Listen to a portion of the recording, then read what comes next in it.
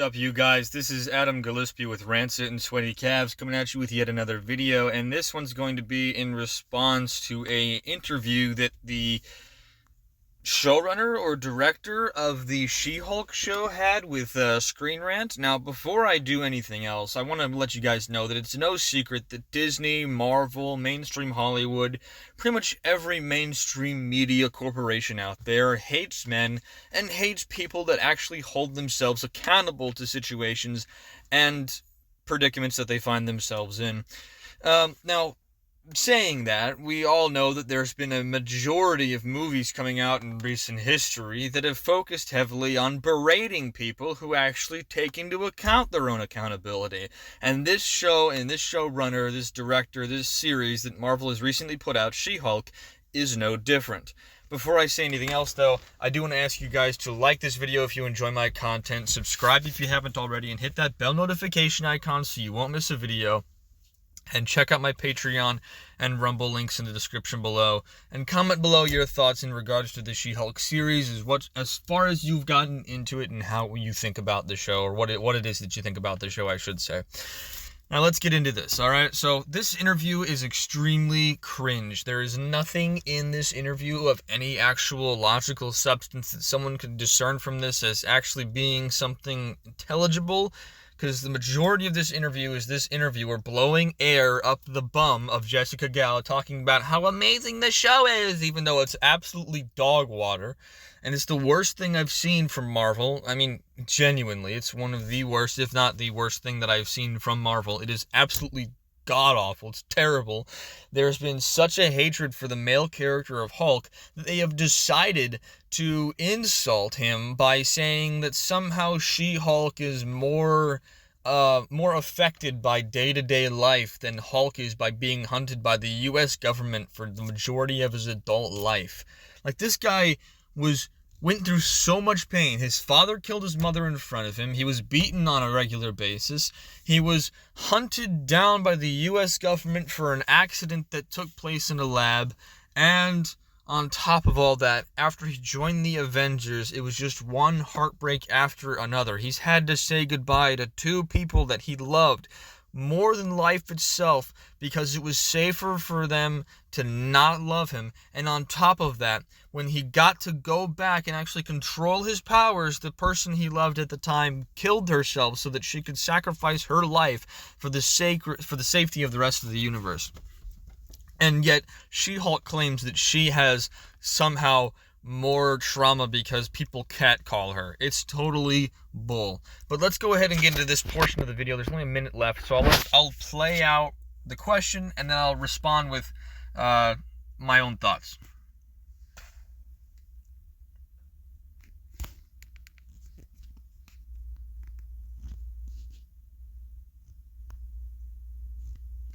So we have here this guy, again, blowing air up Jessica Gao's bum, talking about how incredible a scene in the show is, and it's absolutely dog water.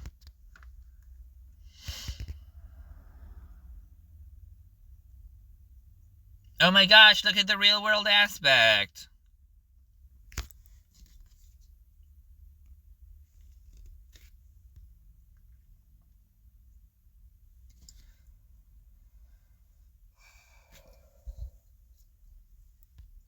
Of course it doesn't serve a plot purpose. Actually, I won't say that. It does serve a plot purpose. The whole reason why she is in that scene is so that we can get a contrast between men and women because these people hate men.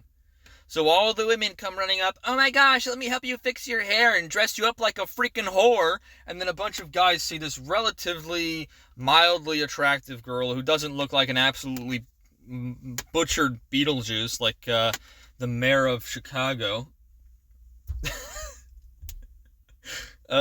And then you know, you get this. They're trying to show the contrast between men and women. They're trying to make it seem like men are just these despicable, evil people, and women are just the most amazing people in the whole wide world. That's the contrast. That's the story reference. That's the story connective issue.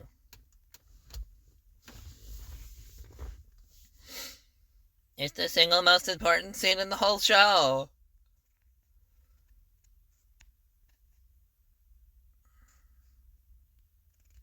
Right. Yeah. So the women's bathroom where people gossip and talk bullcrap about each other because they don't like the fact that someone's dating a person that they had a relationship with in the past. Oh yeah, the women's bathroom where they'll berate each other for having the wrong kind of outfit on, or beat each other up for having the wrong kinds of shoes. Yeah, that's totally a protective, warm little place. Bull.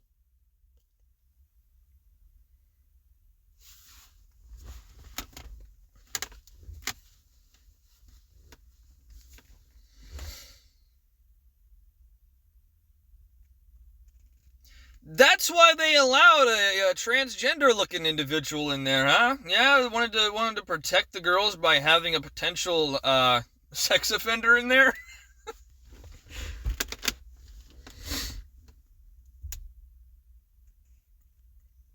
And there it is. There it is. And this cuck says sacred ground right after that. So we've got a cuck interviewer interviewing Jessica Gao, praising her for this god-awful show, and Jessica Gao makes the claim that if you enter into a woman's bathroom, all the women in there would be highly appreciative of you and like the fact that and actually help you bury somebody simply because you're offended by them or for whatever reason. She doesn't give any context, you know. They'll help you go bury your man. Like, wow, what's the context there? Did he actually do anything that deserved that? Or are you just saying that because you want to make it seem like women are uber connected and women are so much better than men? Oh my goodness gracious.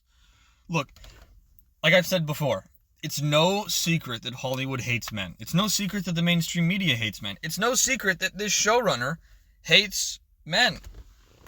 No secret at all. These people despise men, and any chance they get to make it seem like men are more despicable than they actually are, they will take that chance. Any chance that they get to make it seem like women are better than they are, they will take that chance, despite all evidences based off of real-world experiences to the contrary. Okay? I could tell you horror stories about the types of things that people have done in the bathroom based off of what my sister has told me. All right? It's not a holy, sacred ground. And honestly, are you going to say that somehow a men's restroom is less sacred than a woman's restroom or some bullcrap like that? Like, have you seen the stuff that men will do in the restrooms together? Like, they'll have, like, paper towel fights.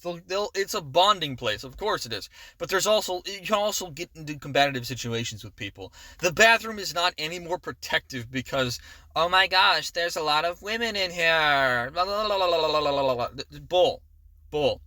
That scene directly resulted in people potentially sexually harassing the main character, Jennifer Walters. The only reason why those men looked at her the way that they did was because she was dressed up like a street hooker. She was dressed up like a hooker like the rest of the girls in that bathroom. And if she was just the same that she looked, tattered clothing, bloodied face, dirt all over her, if they just showed that and the men looked at her and then they still acted like pieces of garbage, it wouldn't actually be realistic. It's not realistic that men would walk over to some person who looks like a street hooker and try to attack her either, but it's just. And the reason why I say it's not realistic is not because it doesn't happen. There are people out there who do those things. What I'm saying is that it's unrealistic because that's the way they portray men on a consistent basis throughout the MCU in the past 2 or 3 phases of the MCU. It's just been nothing but hating men for the sake of hating men. And this show capitalizes on it because it's directed by somebody who despises men or has penis envy. I'll just say it. This director has penis envy. She wants to be a man, but she knows biologically, psychologically, just overall, she's not. And because she can't be, she wants to break down and make it seem like all men are evil or all men are this. And this cuck is surprisingly more cucky than I thought he could possibly be. This interview highlights everything wrong with mainstream Hollywood. It highlights everything wrong with the MCU. It highlights everything wrong with Disney. It highlights everything wrong with the mainstream media outlets that have done nothing but try to make it seem like men are the worst of the worst because they have the wrong genitalia. And then they try to make it seem like women should act just like these so-called aggressive men, and when the women act like that, it's somehow supposed to be empowering, and yet when men act like that, it's somehow disempowering or some bullcrap. I can't keep it straight because these people change the rules every single second of the day. It's garbage, and this show is a highlight of how terrible it's gotten. It's worse than just being bad writing. It's bad writing incorporating woke identity politics galore. Not just oh, it's in there like, oh, let's race swap this character, but the whole premise of this show is identity politics. That's why it sucks. Because the whole premise of this show is look how amazing women are, look how bad men are. That's it. And this show needs to flop, and it is. It's terrible. It's awful. Alright? Rant over.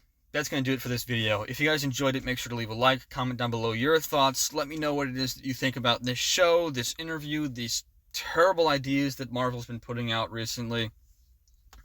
Subscribe, hit that bell notification icon if you haven't yet, and follow me over on Patreon or Rumble for the content that I upload. Also, you can find me on Tuvu, which is a new app that doesn't have any like mainstream social media algorithms negatively affecting the content that you upload there.